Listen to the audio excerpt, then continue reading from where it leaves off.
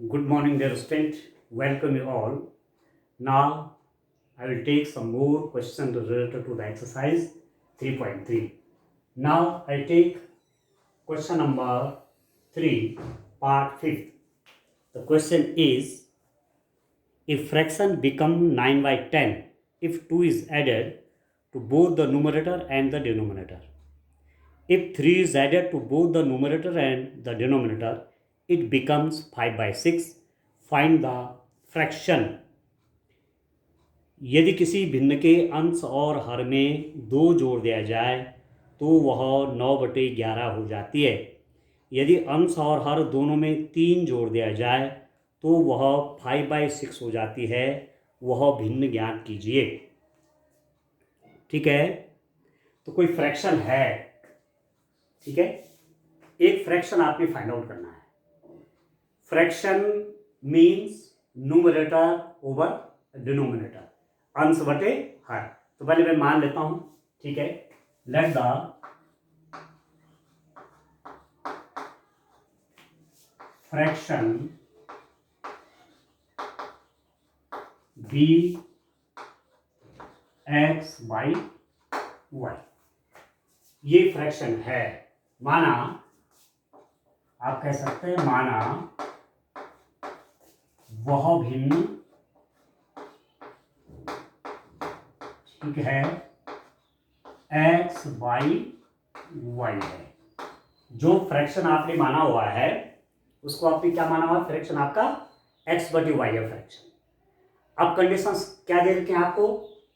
भाई ये आपका न्यूमरेटर हो गया, ये डिनोमिनेटर हो गया, ये अंश है, ये हर है, तो फ्रैक्शन हो गया। जैसे 1/2, 1/3, 2/3, 2/5 आप लिखते हैं, ठीक हो गया। Given conditions. अब सॉल्यूशन कैसे होगा?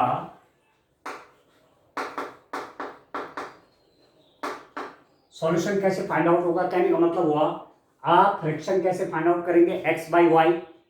न तो x का पता न y का पता, तो 2 वेरिएबल हो गए। फिर इक्वेशन में 2 वेरिएबल्स हो गए तो निश्चितया यहां कंडीशन भी 2 दे रखी होंगी।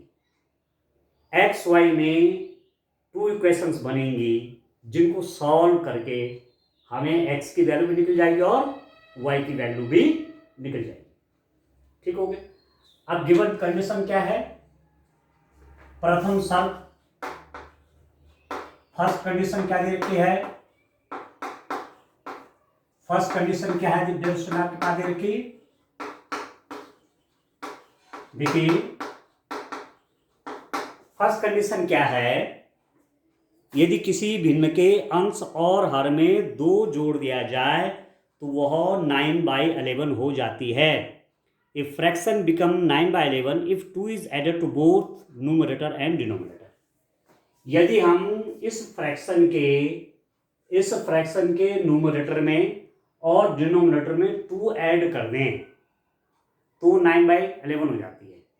यदि इस भिन्न के अंश और हर में मैं 2 जोड़ दूं तो वह 9/11 हो जाती है। तो पहली कंडीशन फ्रैक्शन क्या है? x, तो न्यूमरेटर में भी 2 ऐड करना है, अंश में भी 2 ऐड करना है, डिनोमिनेटर कितना है? y, हर में भी 2 को ऐड करना है, अंश में भी 2 ऐड किया, हर में भी 2 ऐड किया, न्यूमरेटर में भी 2 ऐड किया, डिनोमिनेटर में भी 2 ऐड किया, तो ये कितनी बन जाएगी? ये बन जा रही 9/11। ये इक्वेशन आपको दी हुई है कि if you add numerator and denominator by 2, if you add 2 with numerator as well as denominator, यदि मैं अंश और हर में 2 को जोड़ दूं, 2 को ऐड करूं तो फ्रैक्शन आपका 9/11 बन जाता है। और आपने फ्रैक्शन क्या माना हुआ था? x बाई वाई माना हुआ था। तो x का न्यूमरेटर x बाई वाई का न्यूमरेटर अंश आपका क्या है? x है, तो उसमें 2 प्लस किया, +2। डिनोमिनेटर क्या है? y है, हर आपका 2 है, y है, उसमें भी 2 ऐड किया, दोनों में सेम नंबर ऐड किया तो वो 9/11 बन जाता है। Equation number 1। ये बात यहां पर क्लियर होगी, ठीक है। यदि अंश और हर दोनों में 3 जोड़ दिया जाए तो वह 5/6 हो जाता है। अगेन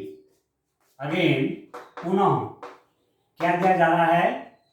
यदि यहां मैं न्यूमरेटर में भी 3 ऐड कर दूं और डिनोमिनेटर में भी 3 ऐड कर दूं, अंश में भी 3 जोड़ दूं और हर में भी 3 जोड़ दूं, तो मेरे पास क्या हो जाएगा, x प्लस 3, न्यूमरेटर में 3 ऐड किया, डिनोमिनेटर में भी 3 ऐड किया, तो फ्रैक्शन आपका क्या बन जा रहा है, ठीक है, वो बन जाएगा 5/6। ये आपको दिया हुआ है कि फ्रैक्शन 5/6 हो गया, ठीक है स्टूडेंट।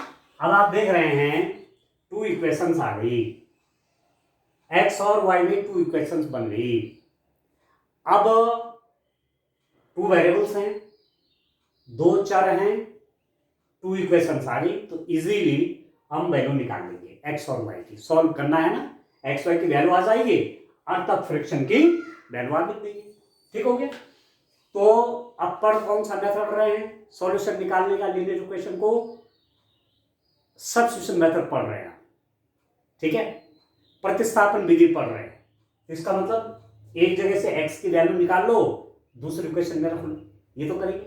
तो इसी को मैं देख लेता हूं फ्रॉम इक्वेशन 1 से मैं क्या लिख दूंगा डियर स्टूडेंट, इक्वेशन 1 है मेरे पास x plus 2 is equal to, अब आप जानते हैं इसकी मल्टीप्लाई कहाँ होनी है, यदि मैं इसको सॉल्व करना चाहूँ तो इसकी मल्टीप्लाई इसके साथ, ये तो होता है इसकी इसके साथ और इसकी इसके साथ, तो इसको तो मैं यहाँ ले ला रहा हूँ, कोई फायदा नहीं, इसको यहाँ ले आ जा रहा हूँ, ये हो जाएगा 9/11 y प्लस 2, ठीक है।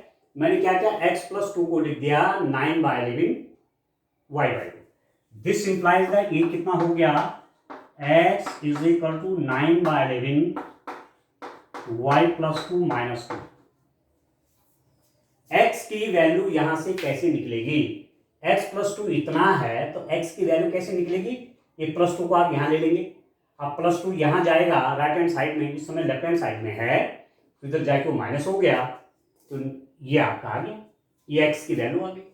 अब x की वैल्यू को आप कहाँ रखेंगे, यहाँ, तो यहाँ भी मैं थोड़ा इसको सॉल्व कर लेता हूँ। फ्रॉम इक्वेशन 2, समीकरण 2 से मैं क्या लिख सकता हूँ, x plus 3 is equal to 5/6 y plus 3। मैंने क्या किया, इस y प्लस 3 का मल्टीप्लाई यहाँ कर दिया, तो यहाँ मतलब इसके साथ मल्टीप्लाई होगा न्यूमरेटर के साथ, अंश के साथ, इसके मल्टीप्लाई अंश के साथ, जैसे इसके मल्टीप्लाई 9 के साथ हुई थी ये, ठीक हो गया। तो ये y प्लस 3 इसकी मल्टीप्लाई किसके साथ, 5 के साथ होनी है, तो x प्लस 3 आपका हो जाएगा 5/6 y प्लस 3। अब आप क्या करेंगे, ये जो वैल्यू x की आई हुई है इसको आप इसमें रखेंगे, ये तो है सब्स्टिट्यूशन मेथड, ये तो है प्रतिस्थापन, putting the value of x in this equation, इस समीकरण में x का मान रखने पर, ठीक है, ठीक है, putting the value of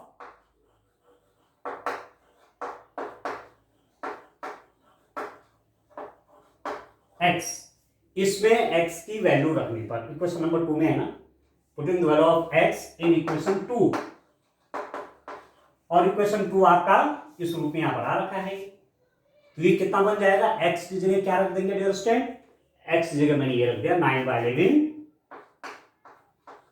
9/11 y plus 2,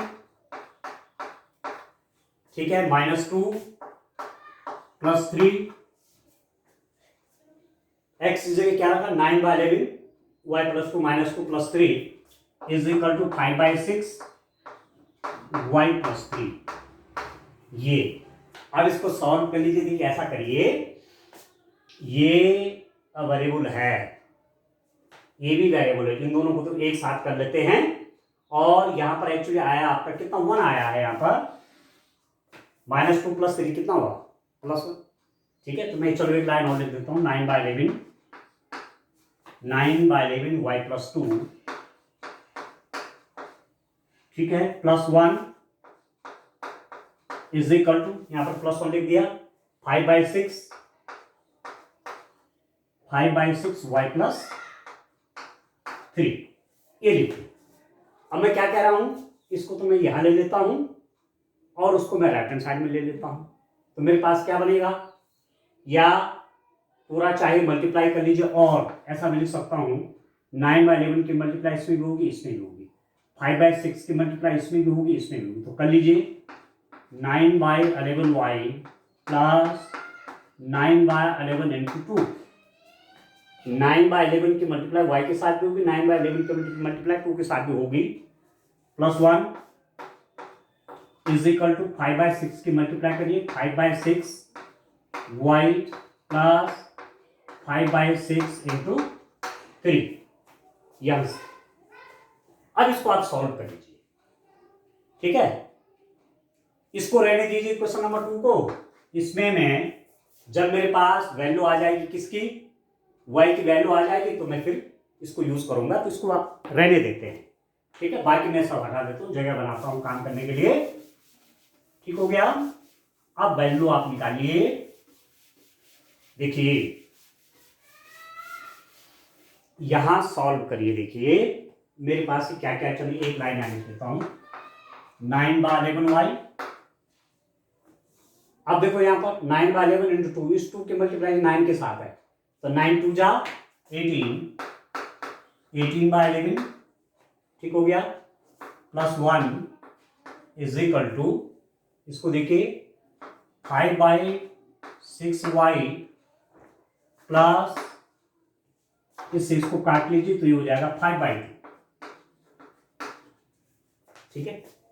इसको तो लेफ्ट में ले लीजिए, इस सबको राइट हैंड साइड में कर लीजिए, या चाहे पहले इसको भी सॉल्व कर सकते हैं आप। और 9/11y प्लस, अब इन दोनों को आप सॉल्व करेंगे तो कैसे होगा इन दोनों का सॉल्यूशन, 18/11 में आप 1 को ऐड कर रहे हैं, कैसे होगा, इसका डिनोमिनेटर मान लीजिए 1, इसका हर एक ले लीजिए, ठीक है। और 11 और 1 का एलसीएम आपका 11 हो गया, तो यहाँ पर 18 प्लस 1 में 1 से 11 को डिवाइड करेंगे तो 11 और 11 की मल्टीप्लाई इसमें, तो ये हो जाएगा 29/11, 29/11 इन दोनों का addition. 29/11 is equal to 5/6y plus 5/2। अब तो आपको हल करना है, ठीक है, कैलकुलेशन बनानी है। तो अब देखिए आप इसके आगे क्या होता है, y को एक साथ कर लेते हैं और कांस्टेंट को एक साथ कर लेते हैं। तो प्लस 29/11 को यहाँ ले जाऊंगा तो माइनस हो जाएगा, और प्लस 5/6y को लेफ्ट हैंड साइड में ले आऊंगा तो ये नेगेटिव हो जाएगा। This implies that 9/11y minus, यहाँ इसका साइन प्लस है, लेफ्ट में आ जाएगा तो कितना हो जाएगा, ये माइनस हो गया, इज इक्वल टू 5/2 माइनस 29/11, ठीक हो गया।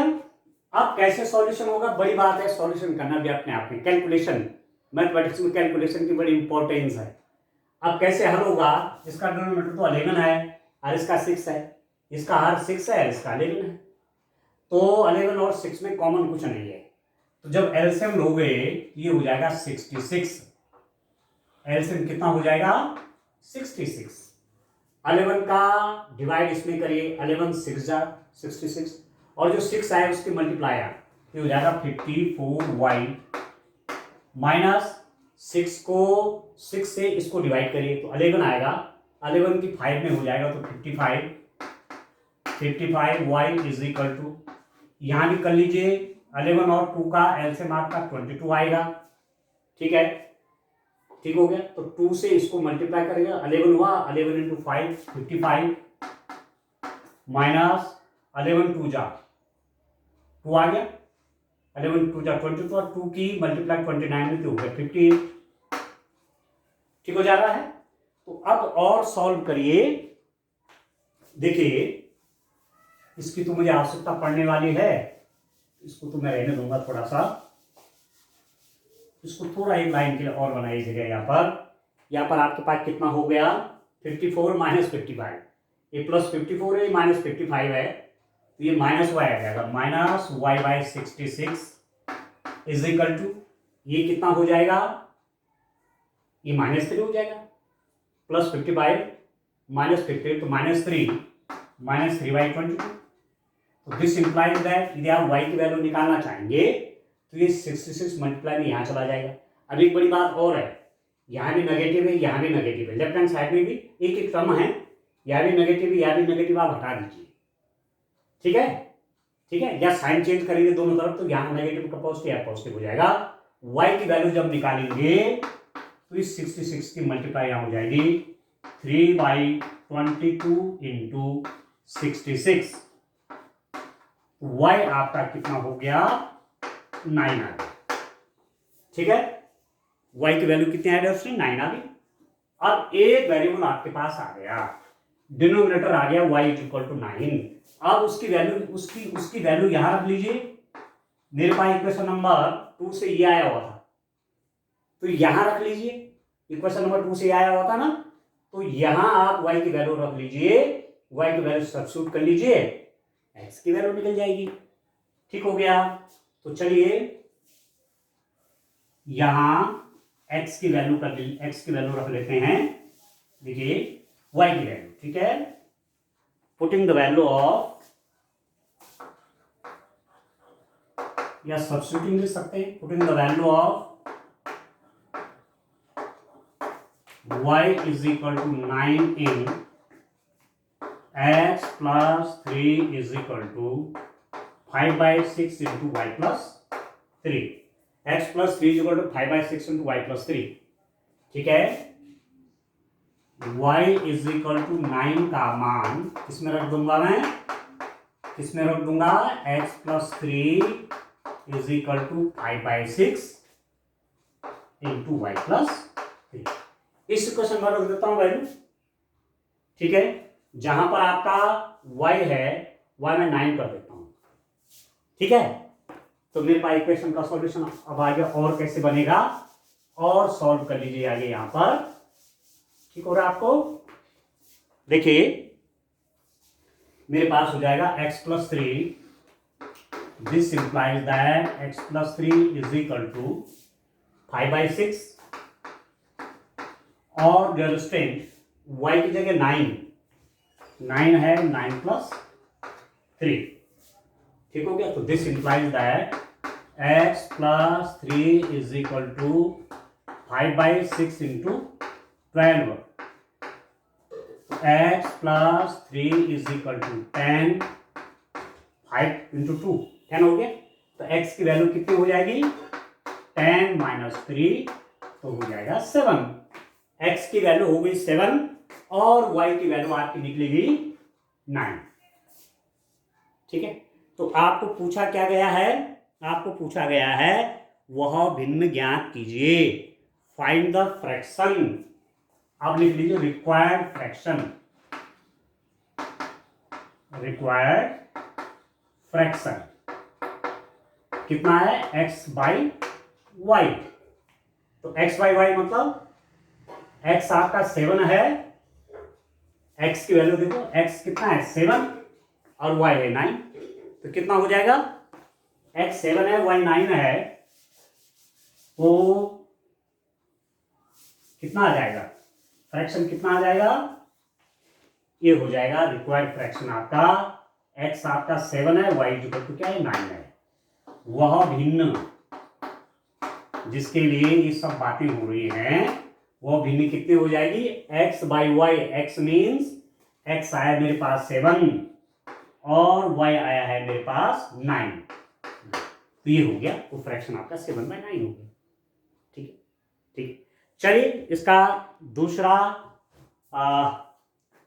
दूसरा पार्ट और लास्ट इस क्वेश्चन का, लास्ट इस एक्सरसाइज का लास्ट क्वेश्चन लेते हैं। ठीक है, तो सारे क्वेश्चन कर रहा हूं, तब आप अपने हिसाब से प्रैक्टिस करिए। ठीक हो गया। चलिए देखिए डियर स्टूडेंट, चलिए नेक्स्ट क्वेश्चन देखिए आप, इसी का 6th पार्ट आप देखिए, लास्ट पार्ट, और इस एक्सरसाइज का लास्ट क्वेश्चन भी है। ठीक हो गया। क्लास 10th मैथ्स चैप्टर 3 का एक्सरसाइज 3.3। ठीक है, इससे आपको पूरा इंट्रोडक्शन मिल जा रहा होगा। 6th क्वेश्चन आपका क्या है, 5 वर्ष बाद जैकब की आयु उसके पुत्र की आयु से 3 गुनी हो जाएगी। 5 वर्ष पूर्व जैकब की आयु उसके पुत्र की आयु की 7 गुनी थी। उसकी वर्तमान आयु क्या है? 5 years hence the age of Jacob will be 3 times that of his son. 5 years ago Jacob's age was 7 times that of his son. What are their present age? ठीक हो गया। 5 years hence, 5 वर्ष बाद। अब आप लिख लीजिए, 2 हैं, जैकब है और उसका सन है। ठीक है, तो मान लेते हैं, माना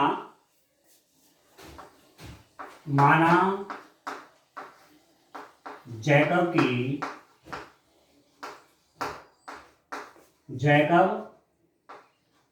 और उसके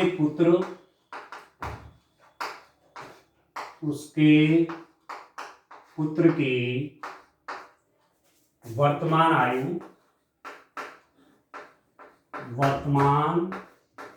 आयु क्रमशः x और y है। आप समझ रहे हैं?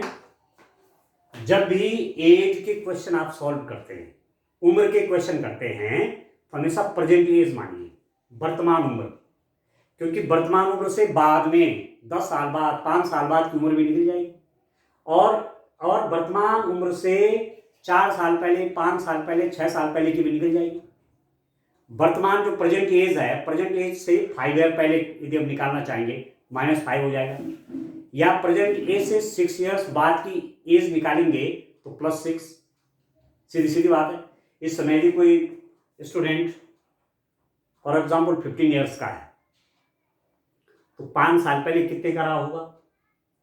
ठीक है, 5 ईयर्स एगो कितने का रहा होगा? 10 ईयर्स का। इस समय मैं कह रहा हूं 15 ईयर्स का है, तो 5 ईयर्स हैंस, ठीक है, आफ्टर 5 ईयर्स, यदि इसमें 15 ईयर का है तो आफ्टर 5 ईयर्स, इसमें 15 साल का है, तो अब से 5 साल बाद +5 जुड़ जाएगा, 20 हो जाएगा। इसलिए प्रेजेंट एज मानते हैं। इसलिए मैंने क्वेश्चन में लिख लिया, जैकब और उसके पुत्र की वर्तमान प्रेजेंट एज x और क्रमशः, क्रम मतलब पहले जैकब के, तो जैकब के x है और उसके पुत्र की y है। लेट द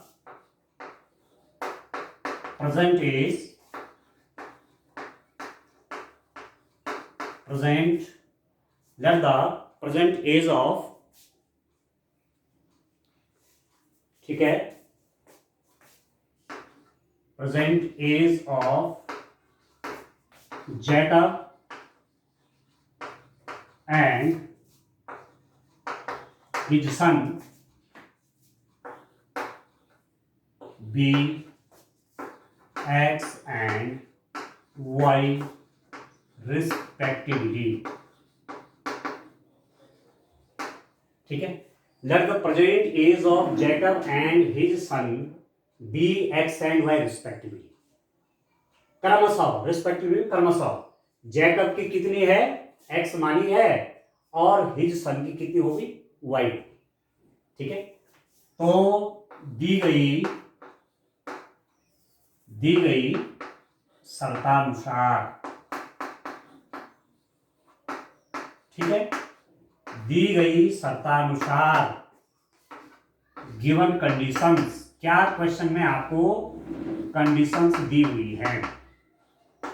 आप देखिए, यहां पर 2 वेरिएबल हो गए। फिर जैकब की एज हमने x मानी हुई है, सन की एज क्या मानी हुई? y मानी हुई है, तो न तो x पता न y पता, इसलिए x और y में दोनों क्या है? अननोन वेरिएबल है, अज्ञात राशियां हैं। इसलिए x और y की वैल्यू फाइंड आउट करने के लिए x और y में 2 लीनियर इक्वेशन बनानी पड़ेंगे आपको। x और y में 2 इक्वेशंस चाहिए, तो 2 कंडीशन क्वेश्चन में आपको निश्चित दे रखी होंगी। अब आप देखिए क्या क्या है, उनको देखिए आप, क्या स्थिति है।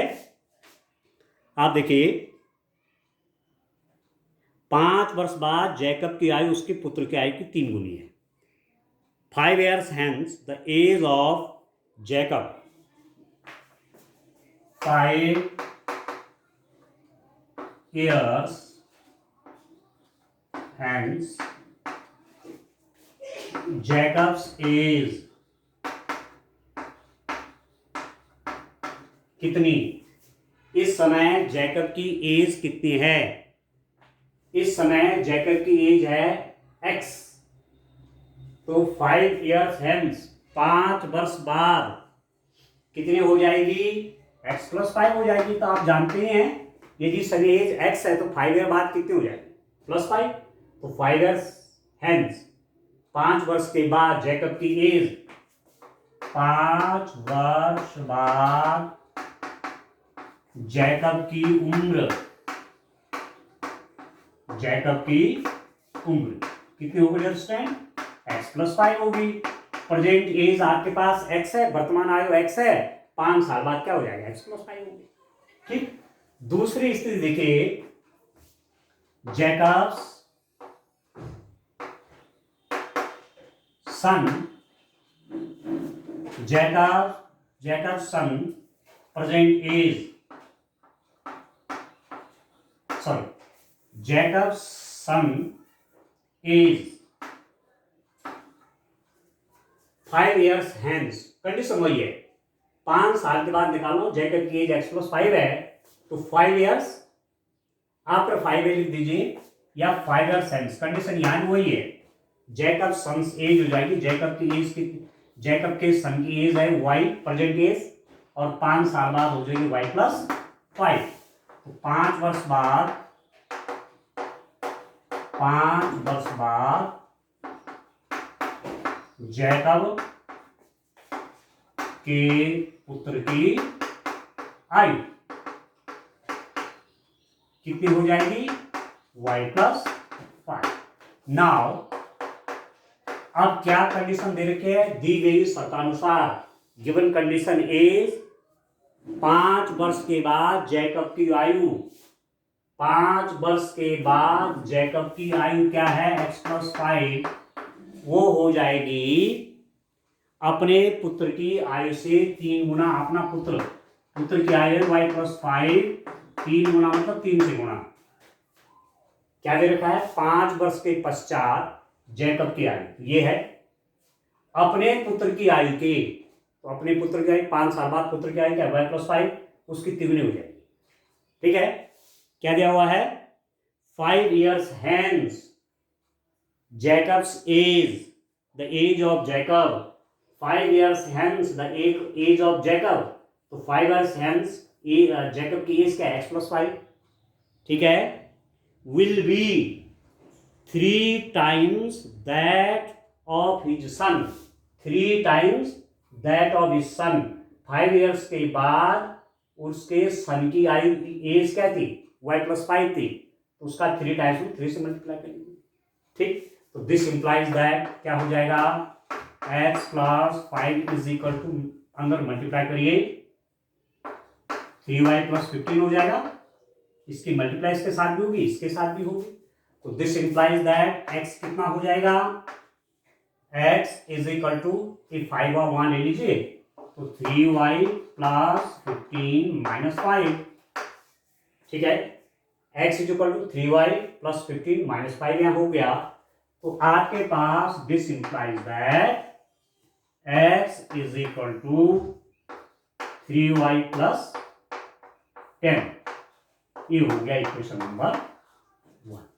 x की वैल्यू कैसे निकलेगी, 15 में से 5 गया 10 हो गया, तो 3y + 10, एक इक्वेशन तो ये बन गई। क्लियर है, क्लियर हो गया, तो एक इक्वेशन मेरे पास अब आ गई।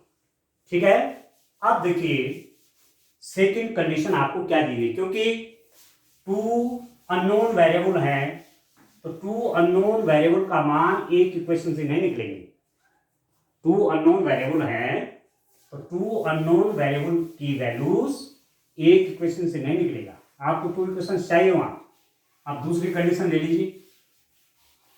ठीक है, सेकंड कंडीशन, दूसरी शर्त क्या दे रखी है, दूसरी शर्त क्या है क्वेश्चन में, एक कंडीशन तो ही निकल गई, एक इक्वेशन ही बन गई।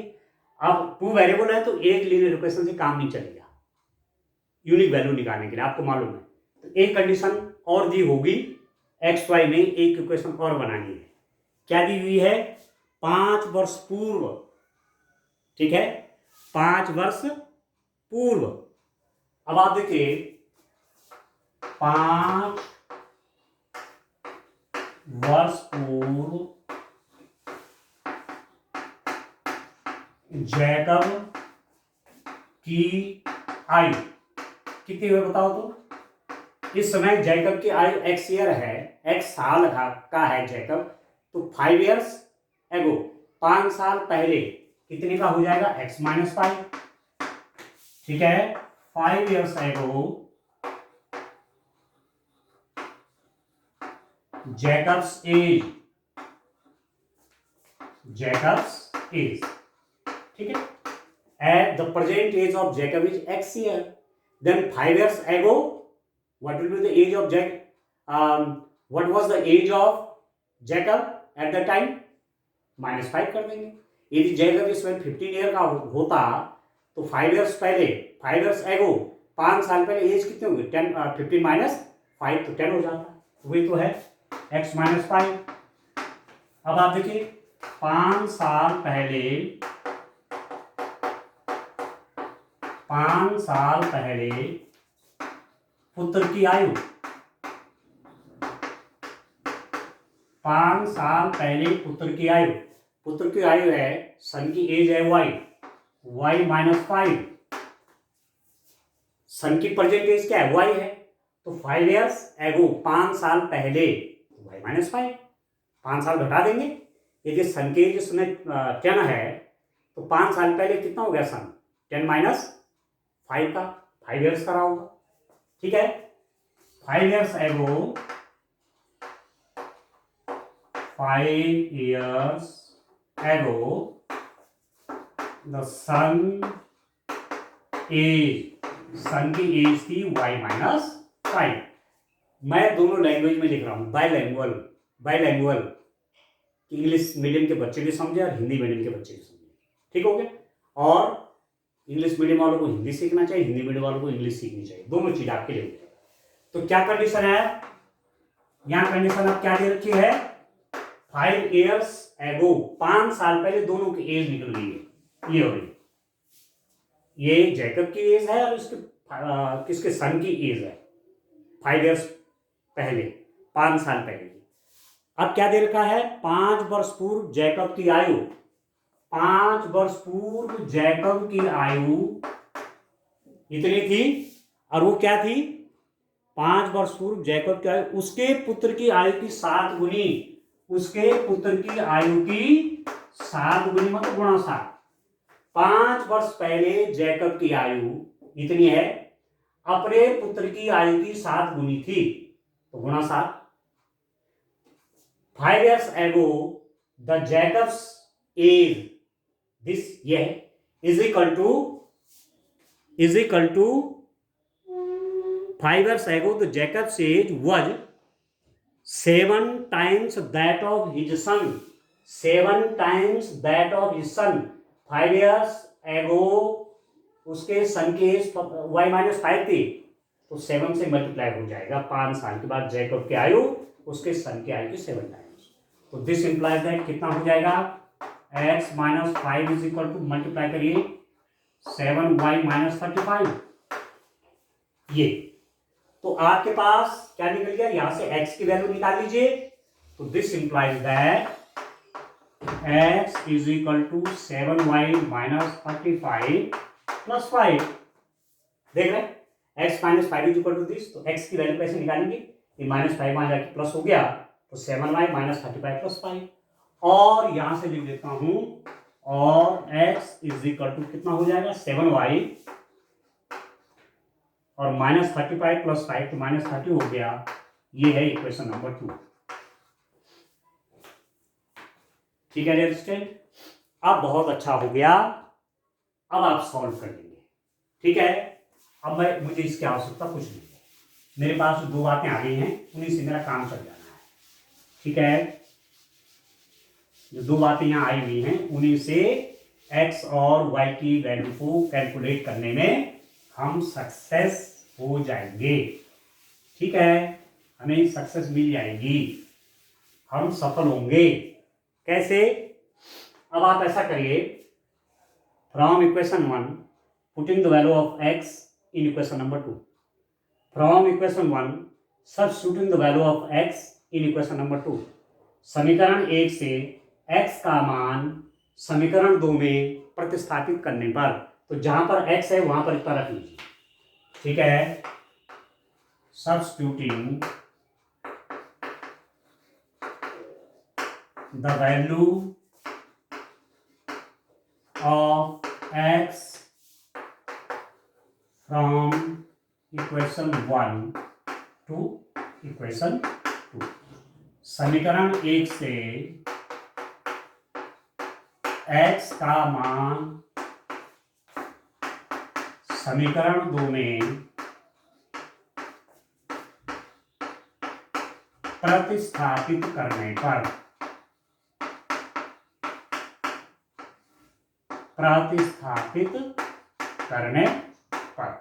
कितना हो जाएगा? x की ये वैल्यू आप यहां रख लीजिए, तो आपके पास हो जाएगा 3y + 10। इक्वेशन 2 बिकम्स, इक्वेशन 2 क्या हो जाएगी? x की जगह क्या लिख दूंगा? 3y + 10 is equal to, right hand side में तो वही है 7y - 30। मैंने लेफ्ट हैंड साइड में 3y, x की वैल्यू 3y + 10 कर दी, राइट हैंड साइड में वैसे रहेगा। ये हो गया। दिस इंप्लाइज दैट, अब आप क्या करेंगे, इस -30 को तो ले आया यहाँ और इस 3y को ले जाए राइट हैंड साइड में, तो ये कितना हो जाएगा? 10 + 30 is equal to 7y - 3y। तो दिस इंप्लाइज दैट, ये तो हो जाएगा 4y is equal to 40। This implies that y is equal to 40/4।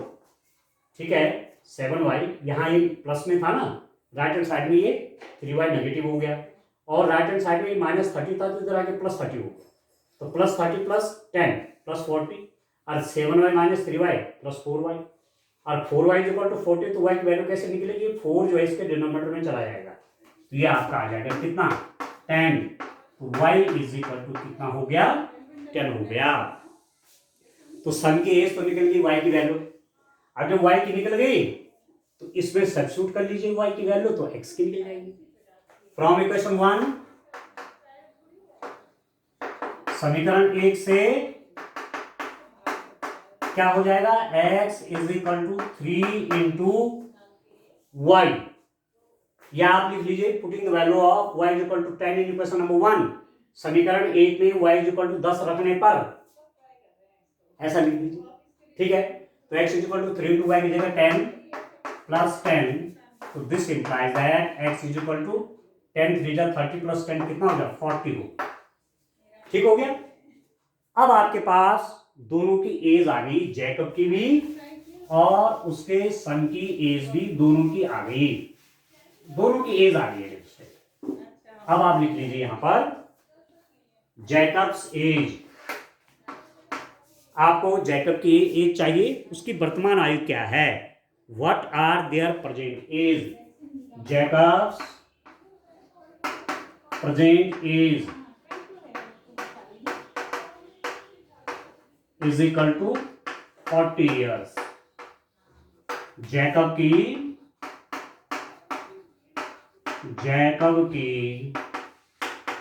वर्तमान आयु बराबर हो जाएगा 40 वर्ष।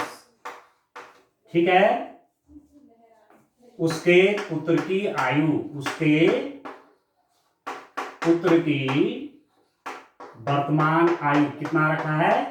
10 वर्ष। भाई y आपका 10 आया, तो y किसकी एज मानी हुई है? वर्तमान आयु क्रमशः x और y। x जैकब की एज है और उसके सन की एज है y, तो y की वैल्यू 10 आ रही थी, मतलब ये सन की एज आई है 10, और x की वैल्यू 40 आई, मींस जैकब की प्रेजेंट एज है। Jacob present age 40 years, Jacob की वर्तमान आयु 40 साल, उसके पुत्र की वर्तमान आयु 10 साल। ठीक है, सन्स प्रेजेंट एज आपके पास या आपके टेन पास। ठीक है दोस्तों, तो इस टाइप से इन क्वेश्चंस में, और अपना क्वेश्चन आप चेक भी कर सकते हैं। क्या कह रहे हैं, 5 वर्ष बाद, 5 वर्ष बाद कितने का हो जाएंगे, ये 45 का हो जाएगा जैकब, और पुत्र 5 साल बाद कितना हो जाएगा, 15 का, और 15 3 जा 45, ये तो कह रहा है 5 साल बाद जैकब की आयु अपने पुत्र की आयु की 3 गुनी हो जाएगी। After 5 years the Jacob's age will be 3 times of his son age. तो 5 साल के बाद जैकब 45 का हो गया, सन 15 का हो जाएगा, और 15 3 जा 45। ठीक है, जैकब की उम्र अपने पुत्र की उम्र की 3 गुनी हो जाएगी। ठीक है, 5 वर्ष पूर्व, 5 years एगो, तो 5 years एगो मतलब 5 साल पहले, इसकी उम्र कितनी होगी, 35 जैकब की, और 5 साल पहले सन की एज कितनी होगी, 5 साल पहले पुत्र की उम्र कितनी हो रही है, 10 - 5, तो कितना हो गया 5। और कह रहे हैं कि फादर की जो एज है, मतलब जैकब की जो एज है, अपने सन की एज की 7 times था। सन की एज का 7 टाइम कौन था, जैकब। 5 साल पहले जैकब की आयु अपने पुत्र की आयु की 7 गुनी, तो 7 से मल्टीप्लाई करो आ गया 35। इसका मतलब आपका आंसर क्या है, एकदम क्लियर है। ठीक है डियर स्टूडेंट, तो आपको क्लियर होगी दोनों क्वेश्चन, तो ये एक्सरसाइज भी हमारी आज कंप्लीट होगी। ठीक है, अब आप देखिए जान रहे हैं कि स्टेप वाइज चल रहे हैं। Solution of linear equations, pair of linear equations, उनका सॉल्यूशन कर रहे हैं। ठीक है, रैखिक युग्म समीकरणें हैं, रैखिक समीकरणें युग्म के रूप में, जोड़े के रूप में हैं, उनका सॉल्यूशन अब पढ़ रहे हैं। आपने ग्राफिकल मेथड भी पढ़ लिया है, आपने सब्स्टिट्यूशन मेथड भी पढ़ लिया है, आपने ग्राफिक विधि भी पढ़ लिया है, आपने प्रतिस्थापन विधि भी पढ़ ली, दोनों विधियां पढ़ ली। अब नेक्स्ट लेक्चर में मैं एलिमिनेशन मेथड पढ़ाऊंगा। ठीक है, विलोपन विधि पढ़ेंगे। तो अब आप तब तक इसकी प्रैक्टिस करिए। आज के लिए इतना काफी है। Thank you.